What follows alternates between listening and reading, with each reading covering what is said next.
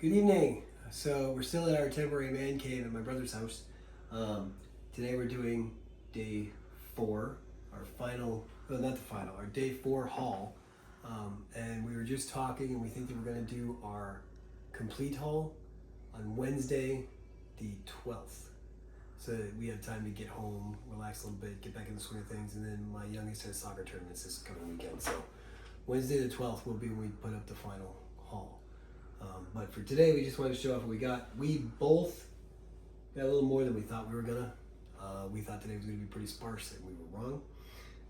I want to do a couple of shout outs as you can go over the video, show the table, but then we'll talk a little bit about just a couple of things I want to make mention of. First and foremost, the Dracula game over there, Dracula's Curse. It's put out by a couple out of Texas. And they cut me a really sweet deal in order for us to get that. So I just wanted, they're a Texas company. If you use that QR code, you can order these games. They are gorgeous games. We'll be doing a separate video with just them sometime after the 12th. Okay, I was given this by this gentleman whose name I cannot read from here. And he's gonna send us some PDFs. He does sort of tongue-in-cheek adventures that are jokes on English language and stuff, and I really like that idea. So he's going to send us something we can do some video playthroughs for on the channel, which I like that. If we go over to the game there, The Mirroring of Mary King, that game is from Devious Weasel Games, and I met Jenna Felly, who is the creator of that game, and they let me have that for free. It was a demo copy that they were using. When I walked by and I saw that picture on the wall, and then the idea of it's a duality game where a ghost is trying to take over the mind of someone. They're being possessed slowly, and Jenna told me it could be seen as like an allegory and stuff for the duality of people. And I was like, that's really cool. We'll talk a lot more about that when we unbox it, but I just wanted to give them a shout out for letting me have that game for our channel. Over there on that side, there's some stuff from Terra Gaming. Is it Terra Gaming? They do tiles. I didn't get any tiles this year, but he's going to be putting out a game that needs those tiles, and so that's why I got those QR codes and stuff. And it looks really good. Next to that is another thing, on the bottom there, that's our parking pass. We did the 4-day deal, and it was really good. Next to that, we have those dynamic, tiles.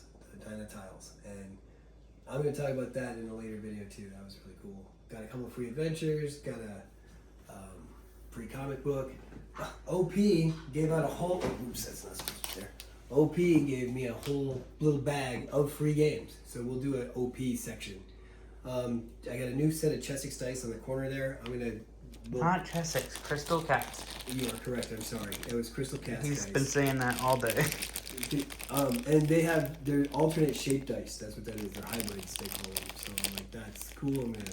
I feel like this right here, this is the percentile die. Yeah. But it's a... The coolest thing is a obelisk. 3-sider. So I'll probably show you guys later at a later time when we do that.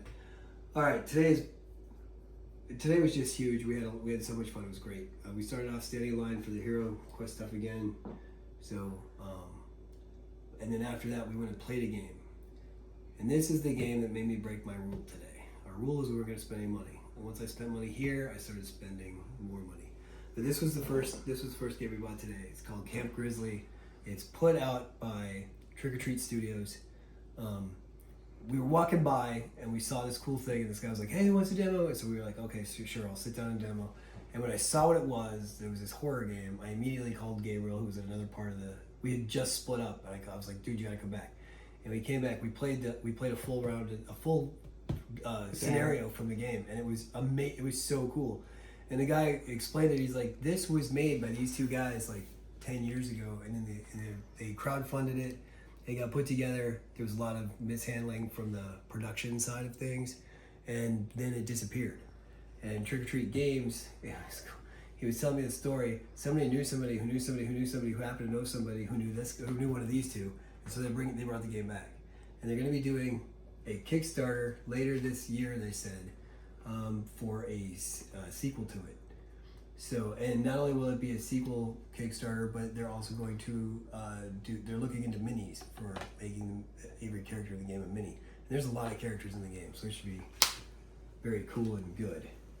And then today, Gabriel actually demoed the Lobo Supergirl game that I bought the other day from Cryptozoic, and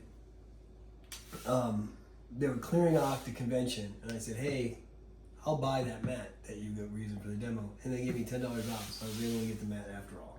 Because I was like, I don't know if I'm going to be able to do the mat. We got to pay for gas to get home, which I'm pretty sure we can still do.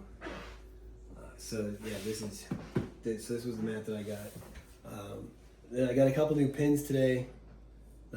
Somewhere in that OP bag, and then I got one from the Weasel guy, the Weasel Games. And this was the protagonist symbol from the very first game they did. So when I bought the mat here, I had Nate signed it for me. He's the main creative force at Cryptozoic for the DC line and stuff anyway. And he's the guy who ran the Crisis 9 event. Crisis 6. Sorry, 6 event. And he ran our game last year too when we did Arkham. So that really cool looking picture there. There's actually a pack of those. That was another thing that the Dracula's Castle woman tossed in my bag for me, because that's one of the characters. So, but like I said, I'm gonna go through all of that stuff in a video by itself. I think that's all I wanted to mention, except I have more labels now than you do, so I win. Beat me by one. Beat me by one. Beating you by one is still beating you. That's important. Is there anything couple things you wanted to talk about before we? Just a quick couple things. So I got 2 of the free comics because they had different ones out, and then I bought this 30-sided die from Crystal Cast, and it's really pretty blue and some white. The white's over here. And that's your first 30-sided, right? That is my first 30-sided die. Probably the only one you'll ever need, to be honest with you. Probably more than I ever need, to be honest. Well, that's probably to be completely honest, but it looks cool, and with pretty colors, and it was only $3. So, and then at Cryptozoic, I was talking to Javier, and the guy who runs the company. Yes, and he gave me this booster for free because I had bought the party box before, and was like, this works really well with the base box. And so he gave me this, and that was really, really nice. And that was a pack that they did for last year's Gen Con, because I picked it up a couple weeks before Gen Con, I think, last year. Yeah. And so it comes with, let's see, what does it come with? It comes with Peacemaker and his starter card. 2 oversized character cards, 2 unique starter cards, 2 nemesis, and 1 rule card. Yeah. So it's what is it? It's Peacemaker Vigilante. Yeah. And I think Peacekeeper's individual starter card, if I remember correctly, is Eagly. Nice. It does say it says Eagly right there. Yeah. I can see it kind of through the thing.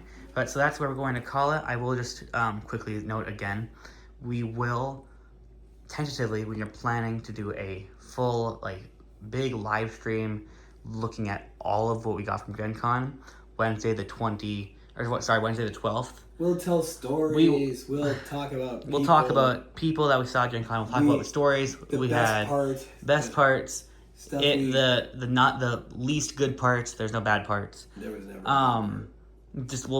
We missed the rainstorm in the hall, so we did not get. It can be probably a huge video that you guys are free to welcome to join and comment on. Chat, so. I'll be holding the camera almost probably the whole time, so I'll be seeing everything.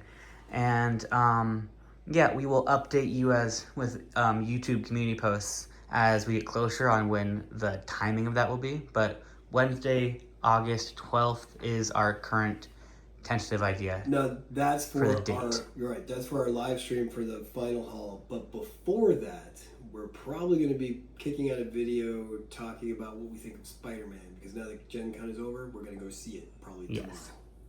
So, but that probably might not even be. We might not film that till we get home. No, never mind. Because after we do because I want to do the initial impressions either right when we walk out of the theater or when we come home that night, so it's fresh in our mind.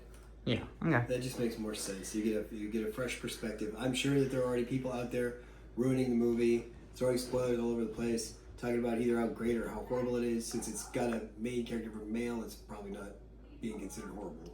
We'll give you our opinion, and it'll be just that, an opinion. Probably So yeah, so that's what we look up for us in the future. In like this next little bit of future, we'll have Spider-Man. We'll have a live stream the next Wednesday, not this coming Wednesday. The 12th. Wednesday the 12th. Yep. And yeah, so until we see you next, may all your rolls be crits. Please, everybody coming home or going home from Gen Con, please drive safe. Be careful. Have a good one.